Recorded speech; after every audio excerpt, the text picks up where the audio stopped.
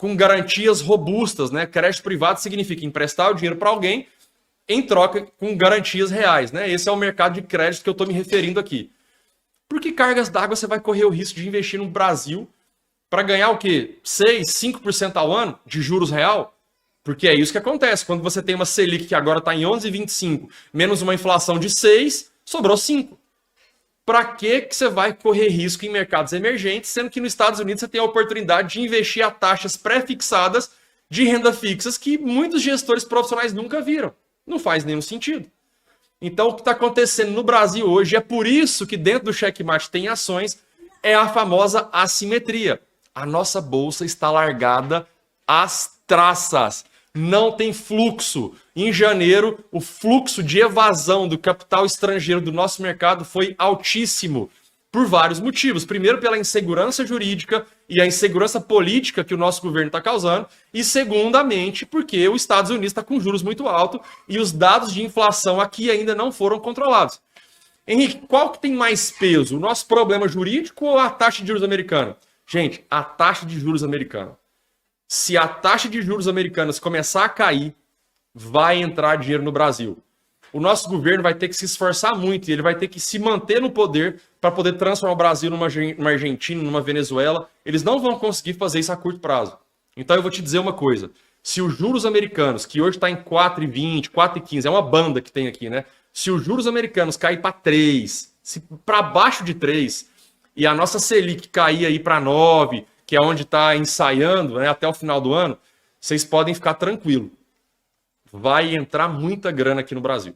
E isso vai mexer com todos os mercados. Vai mexer com o mercado de bolsa, vai mexer com o mercado de renda fixa, vai mexer com o mercado de empresas não listadas na bolsa, vai mexer com o mercado da economia em geral, vai mexer com o mercado imobiliário.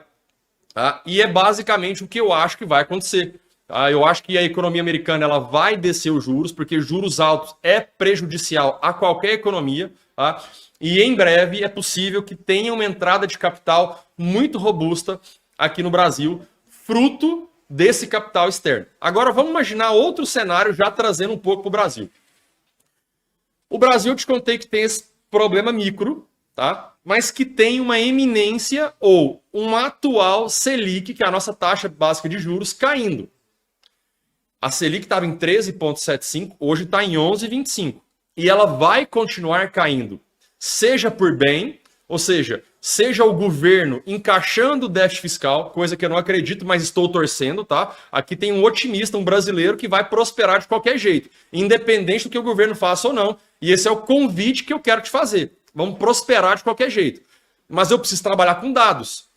A taxa de juros brasileira começou a cair e ela vai continuar caindo. Por bem, o governo encaixou o déficit fiscal, as empresas estão crescendo mais, os juros caiu, o empresário está contratando mais, tem acesso a linhas de crédito, a empresa lucra mais, o governo arrecada mais, inflação controlada, juros caiu. Maravilha, esse é o sonho de qualquer economia do mundo. Mas agora vamos para o outro lado. Não aconteceu do Brasil crescer, infelizmente a inflação nossa não ficou controlada, e aí o mandato do Roberto Campos Neto, que é o atual presidente do nosso Banco Central, vai terminar agora no final do ano. Eles devem colocar o Galípolo no lugar e vão colocar outro diretor no lugar do Galípolo, de forma que eles formam maioria ali no Banco Central. E aí esses juros caem meio que na canetada. Por que meio na canetada? Porque por bem ou por mal, o governo vai ter que descer a taxa de juros. Porque, como eu expliquei agora há pouco, é a única esperança que eles têm de, uma vez que os juros caia, que o empresário tome crédito, contrate pessoas, contrate tecnologia, faça a empresa crescer, aumente receita, aumente lucro e pague mais imposto. Esse é o que o governo espera que aconteça. Quais são os outros dois jeitos de um governo crescer de maneira inteligente e sustentável? Primeiro, reforma administrativa.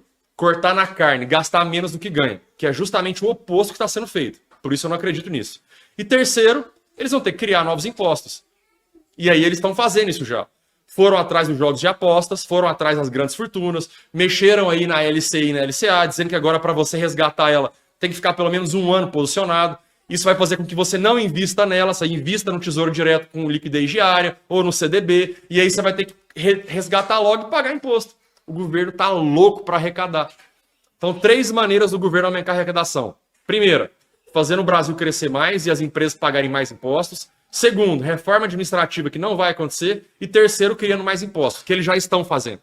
Só que eles não vão achar 150 bilhões de reais criando mais impostos. Como eles não vão fazer a alternativa 2, sobrou só a 1. A 1 depende de um crescimento do Brasil, que nós todos estamos torcendo. Mas convenhamos, Japão em recessão, Alemanha em recessão, Estados Unidos capengando com a inflação ainda não controlada. Os Estados Unidos é fora da curva, tá bombando a economia meio que na contramão do mundo inteiro. Eu não estou muito otimista com 2024, 2025.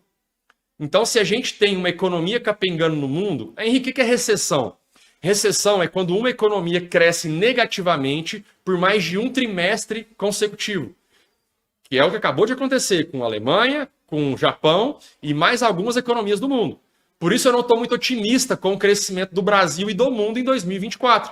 Por exemplo, a China, que é o principal parceiro comercial do Brasil e de mais 150 países. A China está capengando. O governo está tendo que estimular a economia lá, colocando dinheiro na economia para poder manter o parangolê rolando. A China tem 25% do PIB deles dependente do mercado imobiliário. E lá tem verdadeiras cidades fantasmas, tá? Eu estive lá. Eu e o Pablo, toda a nossa equipe, nós estivemos lá recentemente e nós comprovamos isso. A China tem muito apartamento em estoque. Se ela não consegue vender o apartamento, ela não consegue mais produzir, porque se ela continuar produzindo, vai aumentar o estoque.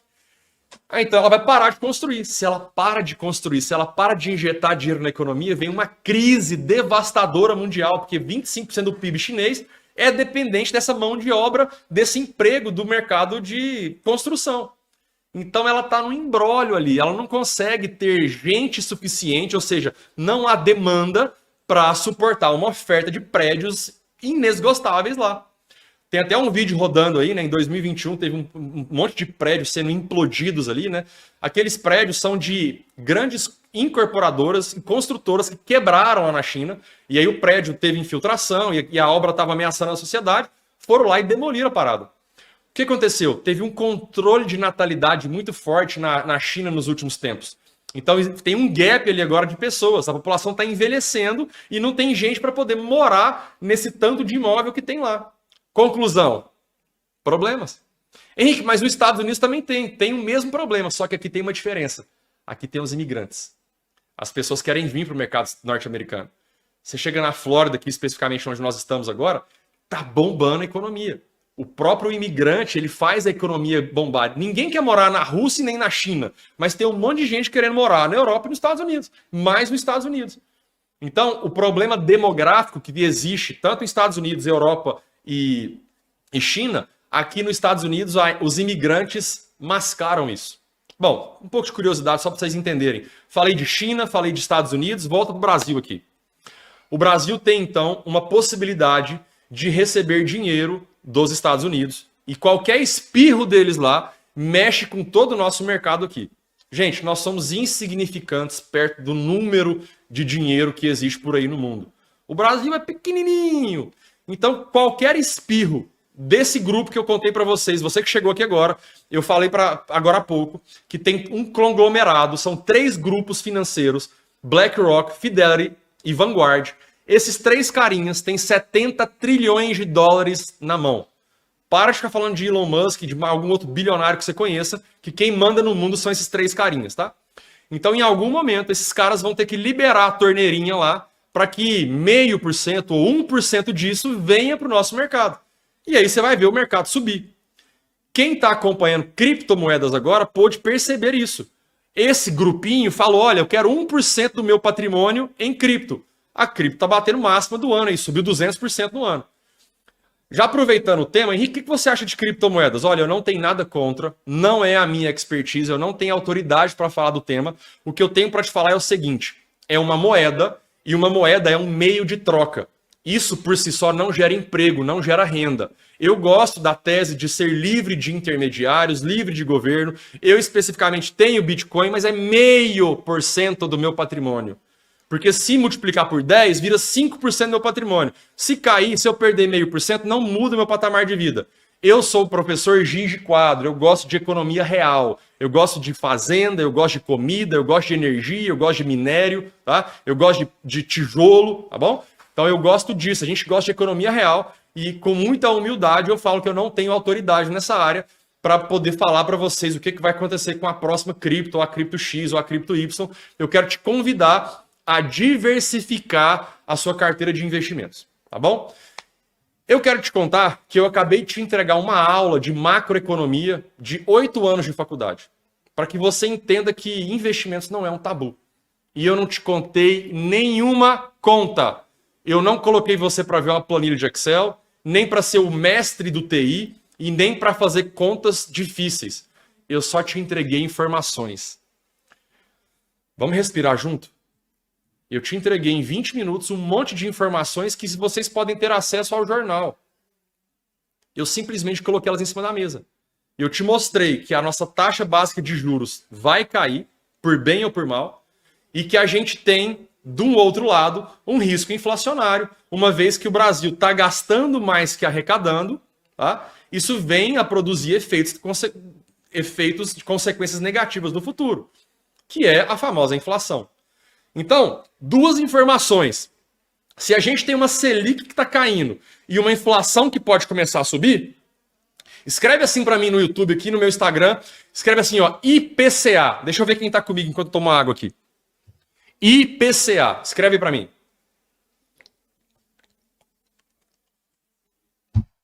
IPCA é o índice de preço ao consumidor amplo.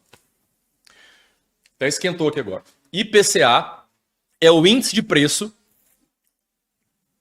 ao consumidor amplo. É a famosa inflação, galera.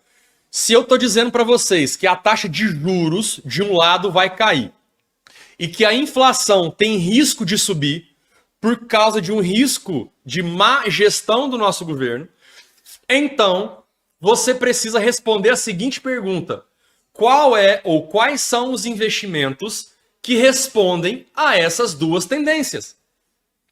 Qual é ou quais são os investimentos que vão ser beneficiados com uma Selic que vai cair de 11,25, já está caindo, veio de 13,75, agora está em 11,25 e vai continuar caindo, e que também vai se beneficiar com uma possível, não estou dizendo que é certeza, mas uma possível alta da inflação. E aí você vai escrever assim, ó, como Cláudio Abrunhosa escreveu aí agora, NTN, Nota do Tesouro Nacional. Vale lembrar que isso aqui não é recomendação de compra de nenhum ativo ou bem imobiliário. Tudo que nós estamos dizendo aqui não configura nenhuma compra, é simplesmente a nossa posição pessoal e opinião da nossa carteira pessoal. Mas a NTN é a Nota do Tesouro Nacional, que é você emprestar dinheiro para o governo. Tesouro Direto é o título público, é um dos títulos públicos que nós temos. A NTN, ela tem o melhor dos dois mundos. Ela tem uma parte que é pré-fixada e tem uma parte que acompanha o IPCA. Então olha que mágico. Se a Selic vai cair de 11 para 10, para 9, para 8, você tem lá pré-fixado. Ninguém te tira esse pré-fixado, que hoje a NTN está te pagando 5,5 mais ou menos. Só que do lado de cá tem o IPCA. Ou seja, é 5,5 mais o IPCA. Vamos botar que o IPCA saia de 5 e vá para 7. 7 mais 5 deu 12. Se a Selic vem para 9, o título público está te pagando 9 e você... Aliás, o título normal, o mercado normal está te pagando 9 e você vai ter um título pagando 12. Ou seja, você tem o melhor dos dois mundos. É beneficiado pela queda da Selic e beneficiado pela possível alta da inflação. Qual que é o problema desse título? Não foi feito para pessoas que precisam de dinheiro rápido, porque é um ativo que tem uma parte pré-fixada, e se os juros der uma mexidinha, você pode ter um probleminha na hora de resgatar. Então isso aqui é para você que quer formar um pulmão financeiro mais a longo prazo, para você que não vai precisar do dinheiro a curtíssimo prazo. Para você que vai precisar do dinheiro a curto prazo, não é o NTN que você vai colocar. Aí você vai escrever assim, ó, LFT. Letra Financeira do Tesouro, ou o famoso Tesouro Selic. Esse é o pós-fixado, esse é o dinheiro do pulmão financeiro. Vou precisar do dinheiro mês que vem para vir aqui para os Estados Unidos, ou vou precisar do dinheiro daqui 6 meses para trocar um carro, ou vou precisar do dinheiro para viajar. Esse dinheiro não tem nada de NTN, não tem nada de fundo imobiliário, não tem nada de checkmate, não tem nada de investimentos mirabolantes. Esse é papai com mamãe, pós-fixado, que estão escrevendo aí muito bem, ó, o Thiago, o Herbert, o Flávio, e LFT, Letra Financeira do Tesouro, que o Paulo Henrique Caputinho escreveu carinhosamente aí, Tesouro Selic, o nosso estrategista ícone lá de Fortaleza. Grande abraço aí, Paulo Caputinho. Vamos lá, eu te dei muita informação aqui. O investimento que vai responder à queda da Selic e uma possível alta da inflação é o ANTN, Nota do Tesouro Nacional, que é um investimento que tem uma parte pré-fixada e outra atrelada ao IPCA, que é a inflação. Mas eu também te complementei que o seu pulmão financeiro, ou seja, o dinheiro que você vai precisar a curto prazo, você não tem que inventar moda com ele. Você vai colocar ele numa LFT, que é um Tesouro Selic, ou você pode deixar no seu banco e através do CDB, Certificado de Depósito Bancário. E aí, como o Josualdo falou aqui, você pode ganhar ali 108% do CDI, 110% do CDI, 105% do CDI. Tá? Um CDB, ele rende X% do CDI, que é o Certificado de Depósito Interbancário, que é a taxinha que os bancos cobram um dos outros para poder emprestar o dinheiro entre eles. Essa sopa de letrinhas é só para você entender que existe um mundo de investimento esperando o seu fluxo de caixa. Falei da NTN, falei da LFT e falei do CDB. Esses são os investimentos considerados conservadores. Renda fixa. Para você que tem aí quer construir um pulmão financeiro. Não é hora de inventar moda com um recurso que você já tem data para precisar. Tá bom? Agora, Henrique, qual que é, dentro daquela filosofia que você acabou de explicar, uma Selic que vai cair, uma inflação que pode ou não vir a subir? Eu não estou falando que vai subir, não. Estou falando que pode vir a subir, mas eu, como um bom brasileiro, não estou torcendo para isso. Eu quero que a nossa inflação fique controlada e a gente possa ter um Brasil próspero. Entretanto, eu tenho que trabalhar com uma gestão de risco. E o que o governo está fazendo até agora é me mostrar que eles não estão no caminho certo. Eu não vou torcer contra, eu vou prosperar de qualquer jeito e vou te ensinar quais investimentos que seriam hedge, é uma palavrinha em inglês que significa proteção, para poder construir uma boa carteira de investimentos. Dentro da renda variável, agora eu quero que você escreva aí para mim a melhor tese de investimentos para renda que vai responder a essa possível alta de inflação e queda de Selic. Você vai escrever fundo imobiliário para mim. Fundo imobiliário é uma das teses de investimentos presente no universo imobiliário que eu quero que você traga, tá, para a sua vida daqui para frente, tá, para que você tenha essa diversificação de investimentos. Olha quem chegou aqui para falar um pouco para vocês sobre fundo imobiliário e novidades na área. Na verdade, quem vai contar novidade é você, né, Ricão? Eu não tô aqui para contar novidade, não. Só tô para te falar o seguinte. O Henrique, para quem não conhece, é o cara que revolucionou nossos investimentos. Ele é o cara mais brabo do nosso ecossistema. É o cara mais inteligente, de inteligência mesmo, de genialidade. E a gente quer compartilhar isso com vocês. Muitas pessoas vêm me perguntando, Marçal, onde que vocês investem? Tá aqui, ó. Às vezes você não pode investir comprando imóvel, mas você pode investir em grandes imóveis e investir em fundo imobiliário. Então, esse cara aqui é meu mentor nesse assunto, ele que me passa as diretrizes do que a gente tem que fazer. E eu quero que você ouça com o coração aberto. É um cara assim brabo, daqueles que não iria ensinar os outros. Eu comecei a falar, pô, vamos fazer. Tem um Dama 11 chegando aí ou não? Tem um Dama 11 saindo do forno, já está registrado na Bovespa. Aqui tem muita gente que trabalha com imóvel e é uma cultura brasileira investir em patrimônio, é uma cultura nossa investir nessa tese. E de antemão, eu já falo para vocês, eu, Henrique Câmara, profissional do mercado financeiro de capitais, a maior parte do meu patrimônio é imobiliária. Eu vou repetir isso para que todos os influencers que estejam me escutando e que venham a ver esse vídeo parem de falar mal do mercado imobiliário. Porque o mercado imobiliário é lindo, ele é robusto, ele tem N oportunidades e é muito deprimente ver alguns influencers do mercado financeiro de capitais terem que defender a tese deles atacando a outra. Isso se chama mediocridade, tá? Os dois mercados são lindos, tanto imobiliário quanto de capitais. O que eu quero te propor é uma união entre os dois.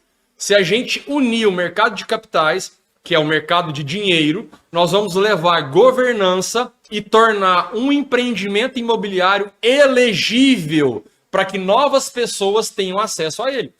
O Pablo acabou de falar, é a chance que você, pequeno investidor, tem de fazer parte de grandes projetos que até então você não tinha. Ah, Henrique, mas eu posso abrir uma SPE e uma SCP? Pode, vai ficar entre family and friends, ou seja, família e amigos, porque ninguém abre uma SPE e uma SCP com 1.000 pessoas, 5.000 pessoas. Quando você tem que ir o lucro na sua operação, você vai ter que pagar imposto de renda, você vai ter que dissolver essa empresa e ficar criando outras. Ninguém aguenta criando esse tanto de CNPJ e esse tanto de problema. Então nós vamos criar um veículo para que seja democratizado o acesso às pessoas. Então volta aqui. Do mesmo jeito que eu não quero ver, ou não gostaria de ver, influencers do mercado financeiro falando mal do mercado imobiliário, para vocês, corretores de imóveis, profissionais aí de imobiliárias, construtoras, parem de falar mal da Bolsa de Valores, do mercado financeiro de capitais, porque vocês entram na mesma linha de mediocridade. Quem precisa atacar o outro para se subir na vida, ou para subir na vida, é medíocre. E o que eu quero propor para vocês é a união, é a unidade, é isso que faz o negócio acontecer, é um jogo de ganha-ganha. Tem muitos profissionais que se dizem profissionais do mercado financeiro que não tem um imóvel para cá em morto falando mal de imóvel. E tem muitas pessoas que têm imóveis para caramba, mas que estão vivendo a falsidade da riqueza.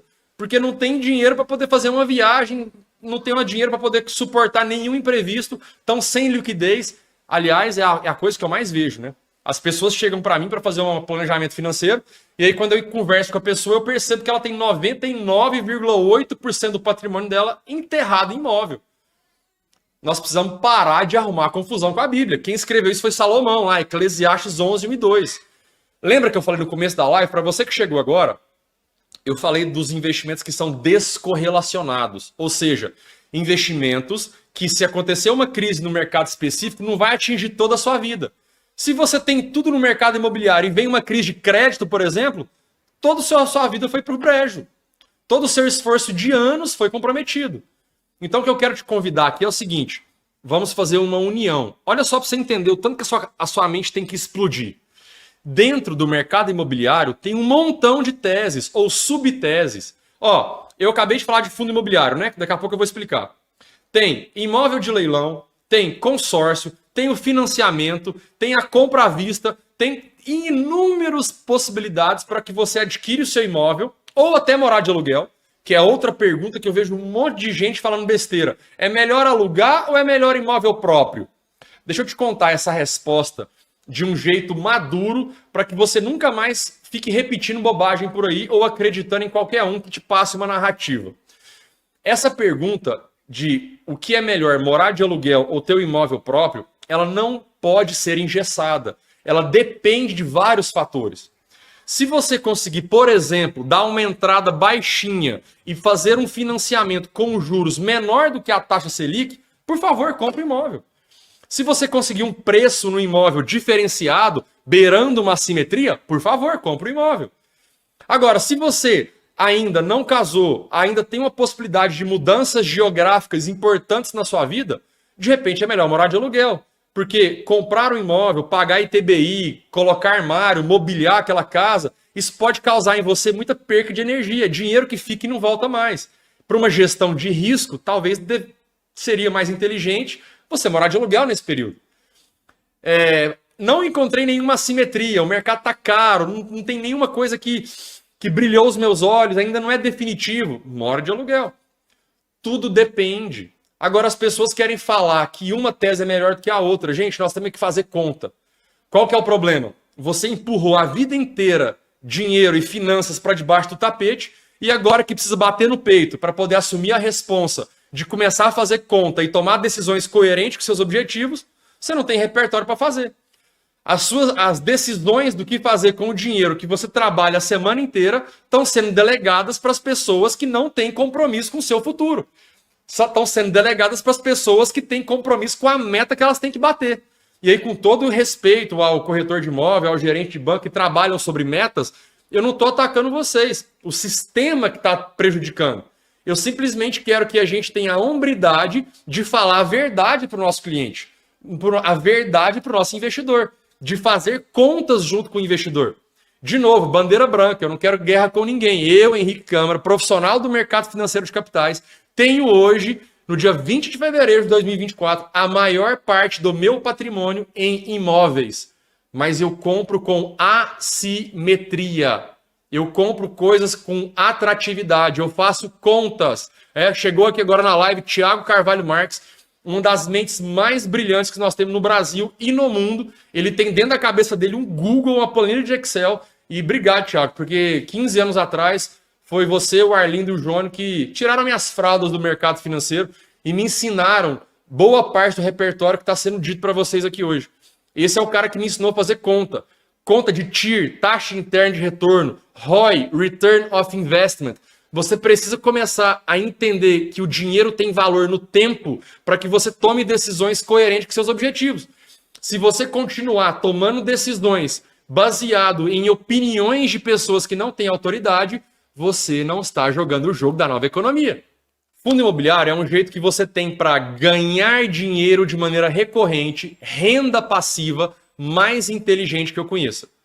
Eu vou te resumir aqui rapidão, só para a gente poder pular para a nova economia do jeito de fazer dinheiro, porque eu sei que você que está aqui quer fazer dinheiro. Você tem um caráter de imediatismo aí, querendo ganhar dinheiro rápido.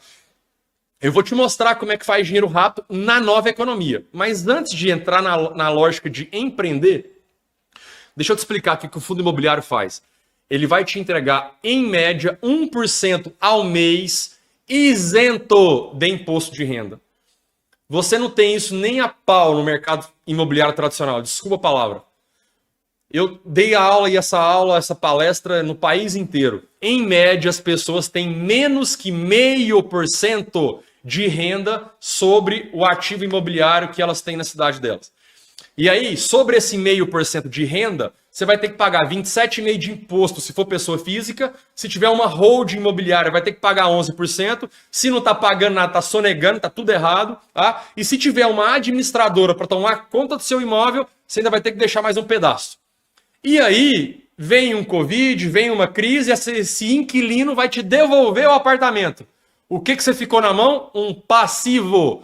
Vai ter que assumir condomínio, vai ter que assumir PTU. Isso tudo porque você pegou amor no imóvel. E porque te contaram que imóvel é sempre imóvel, terra você nunca erra. Você herdou algumas crenças limitantes do seu passado, pegou amor ao imóvel. E quando você pega amor ao imóvel, você está deixando de servir ao verdadeiro Deus. E aí você está deixando dinheiro na mesa. O problema é toda a sua tese, todos os seus investimentos estarem presos em imóveis ruins, em imóveis que não geram renda. Só porque você herdou dos seus ancestrais, não quer dizer que você tem que morrer com esse imóvel. Henrique, você está dizendo que eu tenho que vender tudo? Não, eu quero dizer o seguinte para vocês. Abra espaço na sua carteira para diversificação. Não adianta você ter 50 imóveis diferentes. Não é sobre ter 50 fundos imobiliários diferentes. Não é sobre ter 50 ações diferentes. Não é sobre ter 50 criptomoedas diferentes. Eu estou dizendo para você o seguinte. Tenha ativos que vão te gerar renda, mas que sejam descorrelacionados. Quando vier uma próxima crise, você não pode ter os mesmos ativos ou todos os seus ativos correndo os mesmos riscos. É só isso que eu estou te contando. Então, de novo, eu, Henrique, profissional do mercado financeiro de capitais, quero te contar, profissional do mercado imobiliário, que a maior parte do meu investimento ainda é imobiliário. Só que dentro do mercado imobiliário tem um montão de teses e eu tenho todas elas. Eu tenho agronegócio, tenho fazenda, eu tenho imóveis que eu comprei em leilão com bastante assimetria. Eu tenho fundos imobiliários como grande maioria da minha tese, porque eu gosto de renda. Os fundos imobiliários pagam todas as minhas despesas, mantêm o meu padrão de vida e tudo que eu faço extra com o meu trabalho, eu estou multiplicando em outras teses que têm um poder maior de valorização. Então eu gosto de usar fundos imobiliários para pagar as minhas despesas mensais. Isso é lindo. Eu começo o mês zero dor de cabeça sem ter que correr atrás do prejuízo, digamos assim. Escreve assim para mim, paciência. Ganhar dinheiro no mercado, não só financeiro, mas imobiliário, em qualquer coisa, você precisa ter paciência. Você precisa ter paciência para esperar as oportunidades acontecerem. Se você não tiver paciência, você vai comprar caro. E se você comprar caro, você não vai comprar com assimetria, você não vai mudar de ambiente, você não vai mudar de frequência, você não vai mudar de patamar. A paciência é uma das principais habilidades que você tem que trabalhar como investidor.